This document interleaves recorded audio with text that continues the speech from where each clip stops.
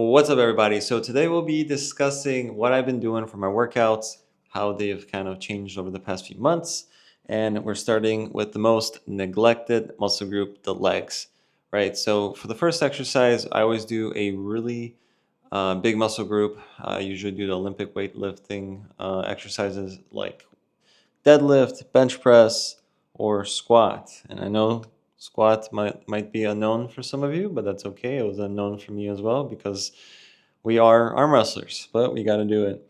So I'll be working with 5 sets of 8 reps at 155 pounds and working progressively to increase that. Um, we're not going to do any forceful kind of incremental, increase in weight to like forcefully get stronger too fast because I want to avoid an injury since I've been really good at injuring my back for no reason lately. Today I'll be doing wide grip pull-ups.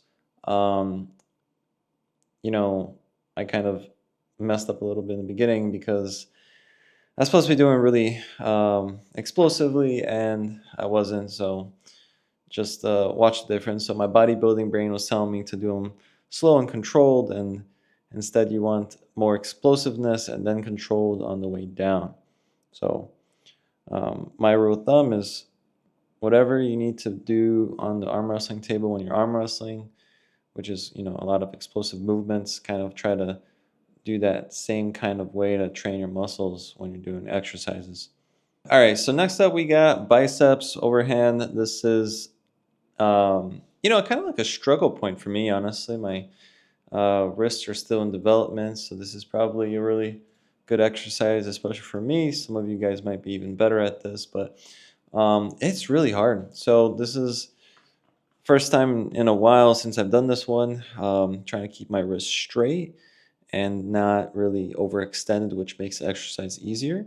So in overall, it just feels much better and solid. I'm able to actually do this fine now without my wrist failing on me. Yeah, this is just for more hand control, wrist control. You don't always have to do this one, but this is just the one I've done this time around. All right, so this one is even closer to what arm wrestling is about. This is kind of like arm wrestling position slash wrist curl. I think I overestimated the weight because you do have to do full dynamic range of motion, and I put 60 pounds, and you can see I'm kind of losing control a little bit, but that's okay because I ended up lowering the weight a little bit in the sets following up after that. All right, so for this one, this is actually on a different day, but I wanted to show you guys this one. This is called, we call this the Zoloa curl. It's basically kind of like a wrist curl, like a very deep wrist curl into like a side pressure internal rotation pin of some sort. Maybe I can do a more in-depth video on this one, but yeah, I did this exercise too, added it to the list.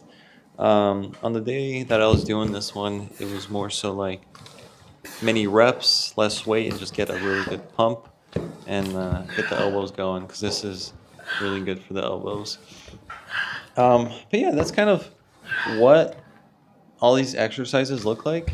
It's kind of what I've been doing. I've been alternating them, and the days are always different. So I try to keep it balanced like this and then just continue progressing. Before I end this video, I just want to give a bit of a disclaimer. So I've only shown you what one of the workouts looks like. Every single workout will be a little bit different, the sets and the reps and the way you do the workout. But in the general schematic of the template of how I'm doing these workouts, so it always starts out one really, really big exercise, squat, deadlift, bench press, and then we continue on into like a medium-sized exercise, kind of like a pull-ups, variation of the pull-up, pull down, whatever kind of equipment you have to like really target your back. And then we continue on to the more arm wrestling niche exercises. So by the end of the week, you should have hit your pronator, your riser, your wrist, your internal rotation, your side pressure, and at some level. And these are the exercises you want to track.